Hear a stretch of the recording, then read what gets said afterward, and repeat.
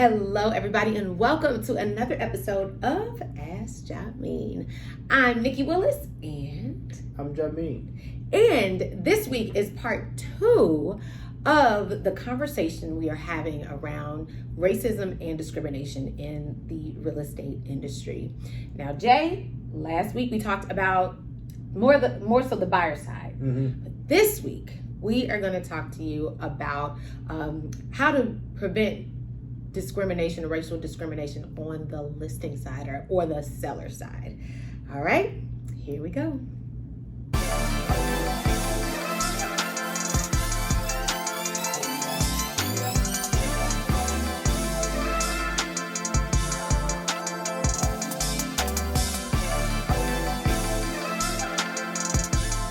So before we get started, we want to remind you to make sure you subscribe, hit that button down there in the corner, and also hit that bell so that you're notified every time we upload new content. So last week we went over basically on the buyer side, right? The things that happen on the buyer side from housing discrimination in renting or buying. And today we're talking about on the selling side, or right, when you go to list a house or you go to sell a house. So yeah, one of the most important things is the appraisal when you sell a house. So we're talking about how to prevent getting discriminated against with your appraisal when you sell a home. So you may have heard, we've seen things on the news. One of the things that comes to memory is there was an interracial couple that were selling their home. They went to get an appraisal, and I think the wife was home, and the wife was black or African American, and the husband was white. And either she was home or they had some things in the house, and you could kind of tell that it was, African American couple or people that lived in the house.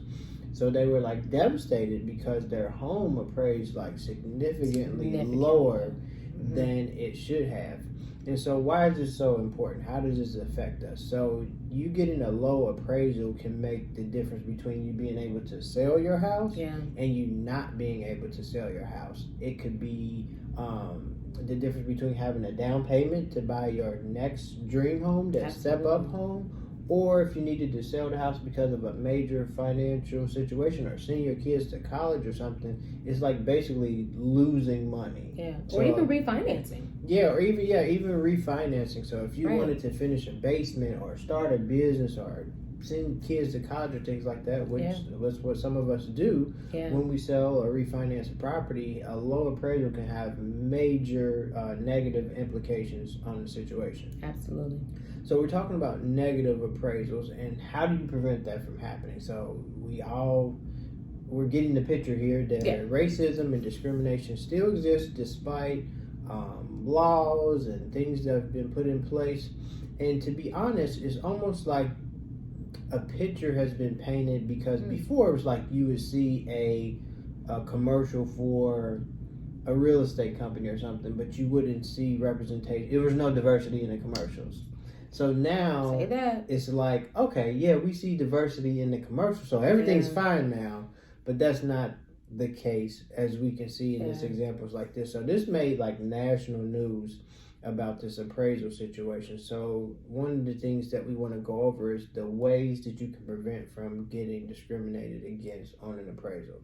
So let's do the first thing. So number one, here's one thing that you can do to prevent or possibly prevent getting discriminated against on an appraisal. So the first thing is you want to not be present when the appraiser comes to do the appraisal. So leave before it's time for the appraisal to be done. So you're not there, you're not pulling out the driveway, so they don't see you. They don't know if you're black, white, Hispanic, Asian. They have no idea what you are.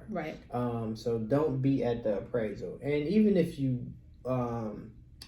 it wasn't the topic of discrimination, it's not a good thing for the owner to be at the appraisal period.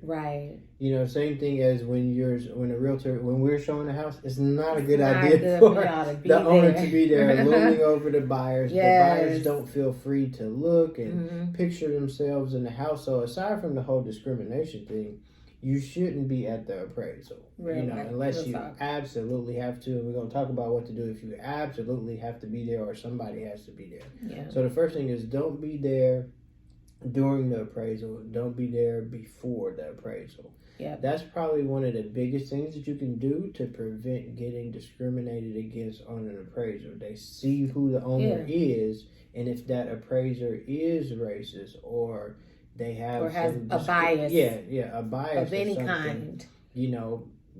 People don't know what they don't know. Yeah. So that's the first thing. It's probably one of the major things that you can do to prevent getting discriminated on an appraisal. So let's go over the second thing. Yeah. So we have talked about how to prepare your home to sell. And we've talked about this point before, but this is really important when it's coming to the appraisal. And that is remove all of the personal photos or things that personalize your home. So those family photos that, are really cute and are on the hearth of your fireplace or something like that, go ahead and take those down. You can replace them with flowers or mirrors or something else, but take anything that would personalize your home down. And that goes for, again, not just for the appraisal, but it also goes for when you want to list your home. We want you to neutralize everything. That's what I tell people, neutralize everything. Because what we don't want is any type of distraction. That's what we're trying to prevent. We want people to look out the house, not the people that live in the house. So, even if, you have, an affinity for, a specific culture and those types of decorations or things like that, that's wonderful. That's awesome. Tell you what, wrap them up in bubble wrap, right. Put them up in the box, and you can put them out in your new home when you buy that new home, right? I just came up with a new term. Okay. Neutralize your taste and your race. Yeah. Neutralize your taste and your race. So when somebody race. Just like that's good. You put neutral when you're putting the house on the market. You do neutral colors. You do tan, white, gray, not bright red, not dark purple. What did I call when we got our first house? Babidi blue. Don't do the bippity body blue. Do a neutral color. So when somebody shows your home, they shouldn't see that you love Bob Marley and you have red, green, and black colored walls in the house, because the person that buys your house may not have that taste. And the buyer that buys your house may not be of your race either. So you make it neutral in taste and neutral in race. And let's just be 100% honest, there are cultural things that you can kind of get an indication, or you can kind of tell who lived in the house. So just to be blunt honest, and this is just from my example, this is not me being racist. When we go to list a house and you go in and it reeks like fried chicken, that's not going to cut it when you put a house on the market for sale. Incense, things like that, that's things that you can think of that are kind of in our culture, or even in another culture. You want it to be neutral to where you just walk in and it kind of looks like a model home. Exactly. When you go in a model home or you go to a builder, you can't say, oh, this looks like this race should live here. It's neutral in taste and neutral in race, and that's what it should look like when the appraiser comes, and that's what it should look like when a potential buyer comes to your house. Absolutely. Okay, let's give them the third tip. Okay. So number 3, in my opinion, I don't understand the situation. There could be a particular situation where you have to do this, but number 3 is, it may sound like a stretch. It may sound like, do I really have to do all this? And I'm going to give you a great example. If you have to have somebody at the appraisal to let the appraiser in, or to be present in the house because you have a $2.2 million diamond ring that you can't get out of the house and you just have to have somebody there, have a non-minority come let the appraiser in. I know that sounds like, what? I have to do all that? But sometimes you have to think of the goal, and you have to think of the bigger picture, and you don't want to let anything stop you from accomplishing that goal. and accomplishing that bigger picture. Mm-hmm. Now, this is my example of a recent movie, but it was based in back in the days. You remember that movie that we watched called The Banker? And The Banker? Who was it? With The Banker, it was the guy that plays in a Marvel Comics movie, and he bought the real estate. He did bought the banks. And he had to hire his friend. Yes. He had to hire the white guy to be the face of it. That he was like the face, like the manager the face of the company. bank. Yes. So that they wouldn't know that the owners of the bank were African Americans. That's the same thing. He used that tactic to accomplish the larger goal. Yeah. To accomplish the goal and not let something like racism or discrimination get in the way. So nothing's wrong. You're not keeping it real, or it's not too far of a stretch if you have to do something like that to get things done and to further prevent distractions. This is all about making sure that you are preventing distractions, and that whoever's coming to see the home is focused on the home. They're focused on the property. Okay, I'm going to keep saying that because I want you to get it. It's not just solely about race. It's neutralizing everything so that race, your culture, all that stuff won't be a distraction. And listen, we're Black. We celebrate our heritage. We celebrate our culture. We love when people celebrate their race and their culture and all the things. But when it comes to real estate, and when you are, like you said, that end goal in mind, get rid of all the distractions, period. Absolutely. Okay, we've got number 4, one more for you, and that is, if you do happen to receive a low appraisal or something that you just don't agree with, you can request an appraisal review. Absolutely. And we have done that. We have done that many times for different reasons. It wasn't necessarily, because of discrimination or anything like that, but you can request an appraisal review.